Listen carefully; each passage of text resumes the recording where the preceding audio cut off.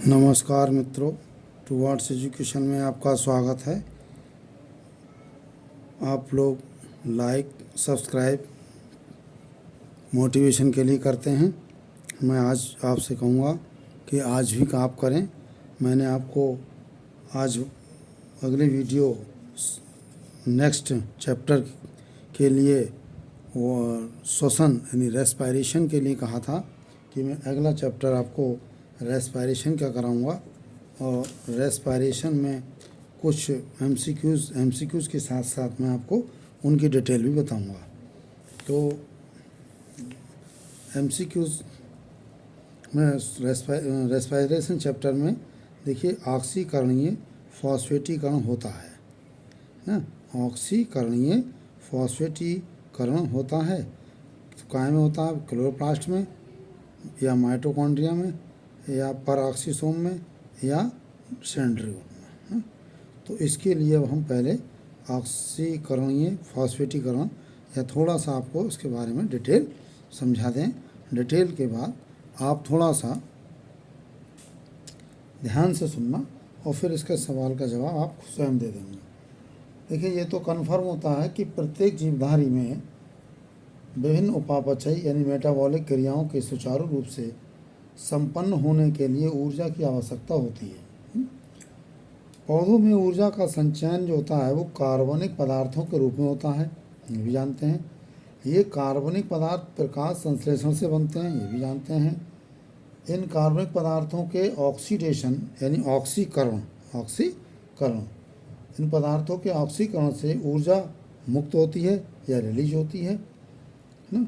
तो उपचयी यानी एनाबॉलिक तथा अपचयी कैटाबॉलिक क्रियाएं निरंतर होती रहती हैं। उपचयी क्रियाएं संश्लेषी होती हैं तथा इनमें ऊर्जा की आवश्यकता होती है। अपचयी क्रिया विश्लेषी होती है तथा ऊर्जा मुक्त होती है ना।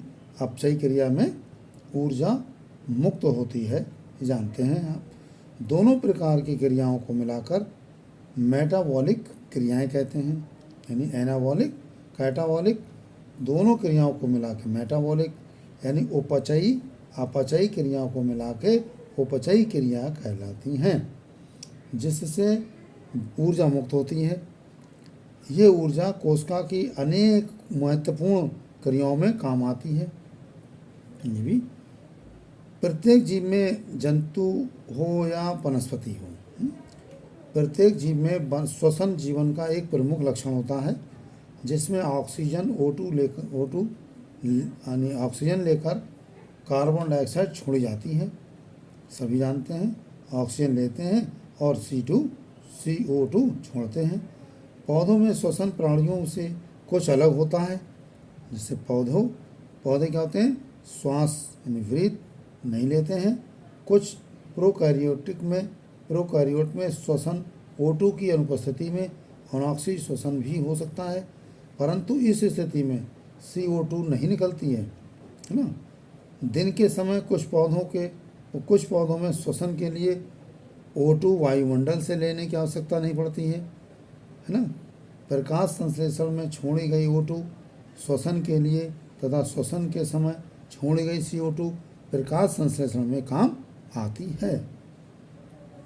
क्लियर? अब हम आगे श्वसन की परिभाषा पढ़ेंगे। श्वसन की परिभाषा में क्या है? श्वसन की परिभाषा में डेफिनेशन ऑफ रेस्पिरेशन यानी श्वसन जीवित कोशिकाओं में होने वाली ऑक्सीकरण की वह क्रिया है जिसमें विभिन्न जटिल कार्बनिक पदार्थों है ना का विघटन होकर, जटिल कार्बनिक पदार्थ कौन कौन से होते हैं?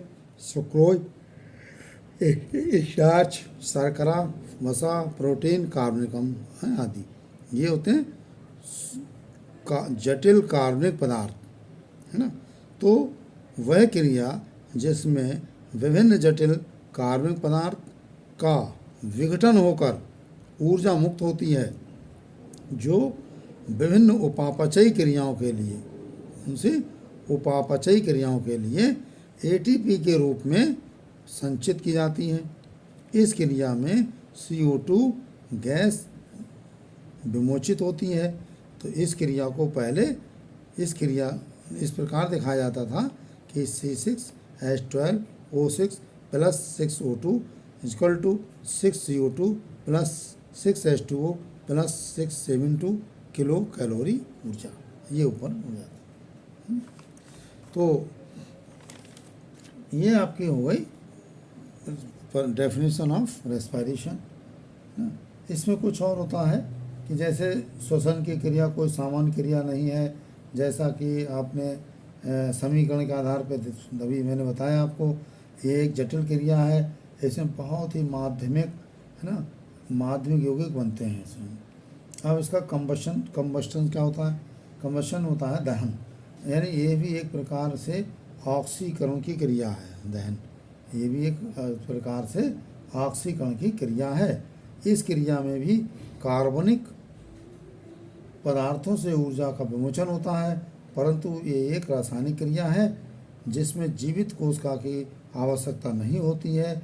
अचानक तापमान में अति वृद्धि होती है, ऊर्जा संचयित न होकर ऊष्मा के रूप में ह्रास होती है।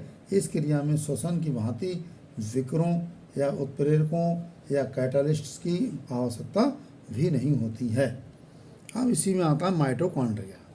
माइटोकॉन्ड्रिया को क्या, माइटोकॉन्ड्रिया में आपको अभी बताएंगे अभी आपको चित्र के द्वारा भी, कि ये छोटे छोटे गोले अथवा लंबे कोशिकांग सेल ऑर्गेनेल्स होते हैं जो यूकैरियोटिक कोशिकाओं में पाए जाते हैं। कोशिकीय श्वसन सेलुलर रेस्पिरेशन की क्रिया इन्हीं में होती है। श्वसन के समय उन्मुक्त हुई ऊर्जा एटीपी के रूप में बनती है। ठीक है, अब मैं आपको किताब से ही दिखा रहा हूँ सीधे सीधे, ये लीजिए किताब आपके सामने आ गई। ठीक है, ये ले, क्या है ये, जिसे समय समय पर आवश्यकता अनुसार विभिन्न उपापचयी क्रियाओं के लिए ये प्रदान करते हैं, अतः इन्हें कोशिका का पावर हाउस भी कहते हैं। कभी ये कई बार सवाल आ चुका है कि कोशिका का पावर हाउस किसे कहते हैं, कोशिका का पावर हाउस किसे कहते हैं, तो ये माइटोकॉन्ड्रिया को कहते हैं। ठीक है, माइटोकॉन्ड्रिया में दो झिल्लियाँ होती हैं। माइटोकॉन्ड्रिया में दो झिल्लियाँ होती हैं। बाह्य झिल्ली जो होती है वो एक समान होती है, परंतु अंतः झिल्ली में अंदर की ओर उंगली के समान मोड़ मिलते हैं। ये है उंगली के समान, इसमें ये ऐसे करके ये मोड़ है, अंदर बाहर तो एक सी है और अंदर की तरफ ये इस तरह से उंगली के समान ये फोल्डर बना लेती है, जिन्हें क्या कहते हैं हम, क्रस्टी कहते हैं, क्रस्टी या विलाई कहते हैं। ठीक है, क्रस्टी के अंदर की तरफ एलिमेंट्री पार्टिकुलर मिलते हैं, इसमें एलिमेंट्री पार्टिकुलर वो भी मिलते हैं। ठीक है, इनमें एटीपी का संश्लेषण होता है। इनमें क्या होता है, एटीपी का संश्लेषण होता है। इन एलिमेंट्री पार्टिकल के तीन भाग होते हैं। इन एलिमेंट्री के तीन भाग होते हैं। कौन कौन से भाग होते हैं? एक होता है, देखो, जो हेड होता है, एक स्टॉक होता है और एक बेस होता है ना। तो क्रेब्स चक्र के लिए आवश्यक विकर या उत्प्रेरक माइटोकॉन्ड्रिया के मैट्रिक्स में मिलते हैं। ये इलेक्ट्रॉन अभिगमन श्रृंखला एलिमेंट्री पार्टिकल के आधार पर मिलती है। ठीक है, माइटोकॉन्ड्रिया की आंतरिक संरचना दिखाई है। अब संतुलन प्रकाश तीव्रता क्या होता है? संतुलन प्रकाश तीव्रता कंपनसेशन पॉइंट। कंपनसेशन पॉइंट में क्या होता है, दिन के समय हरे पौधों में प्रकाश संश्लेषण तथा श्वसन दोनों ही क्रियाएं साथ साथ चलती हैं। दिन के समय हरे पौधों में प्रकाश संश्लेषण तथा श्वसन दोनों ही क्रियाएं साथ साथ चलती हैं। रात में प्रकाश संश्लेषण की क्रिया नहीं होती है, ये विशेष ध्यान रखने की बात है। अतः पौधे केवल O2 लेते हैं तथा CO2 निकालते हैं, ये भी बहुत ही महत्वपूर्ण बात है। दोपहर में प्रकाश संश्लेषण की क्रिया तीव्र होने से पौधों को CO2 वायुमंडल से लेनी पड़ती है, परंतु सुबह व शाम को ऐसा समय होता है जबकि श्वसन व प्रकाश संश्लेषण की गति लगभग बराबर होती है। इसका अर्थ ये हुआ कि श्वसन में विमोचित CO2 प्रकाश संश्लेषण में काम आती है तथा प्रकाश संश्लेषण में विमोचित O2 श्वसन की क्रिया में प्रयुक्त होती है। अतः पौधों में बाहर से गैसीय विनिमय यानी गैसीय एक्सचेंज की आवश्यकता नहीं होती है। इस स्थिति को जब O2 तथा CO2 की पूर्ति में ही हो जाती है संतुलन प्रकाश तीव्रता कहते हैं। अब इसमें आते हैं श्वसन के प्रकार। श्वसन के प्रकार में देखिए टाइप्स ऑफ रेस्पिरेशन। श्वसन दो प्रकार का होता है, एक होता है ऑक्सी श्वसन और एक होता है अनाक्सी श्वसन। जब श्वसन O2 की उपस्थिति में होता है तो ऑक्सी श्वसन कहलाता है। समस्त जीव जंतुओं में ये क्रिया होती है। ऐसे जीवों को जिसमें श्वसन के लिए O2 आवश्यक है ऑक्सीजीवी कहते हैं। देखिए जिसमें ऑक्सीजीवी किसे कहते हैं, है ना, एरोब्स क्या है, जिसमें ऑक्सीजन श्वसन के लिए ऑक्सीजन की आवश्यकता है उसे ऑक्सीजीवी कहते हैं। इस क्रिया में खाद्य पदार्थों का पूर्ण ऑक्सीकरण होता है जिसके फलस्वरूप CO2 तथा पानी बनता है। ऊर्जा बहुत अधिक मात्रा में निकलती है जो माइटोकॉन्ड्रिया में संचित हो जाती है ना।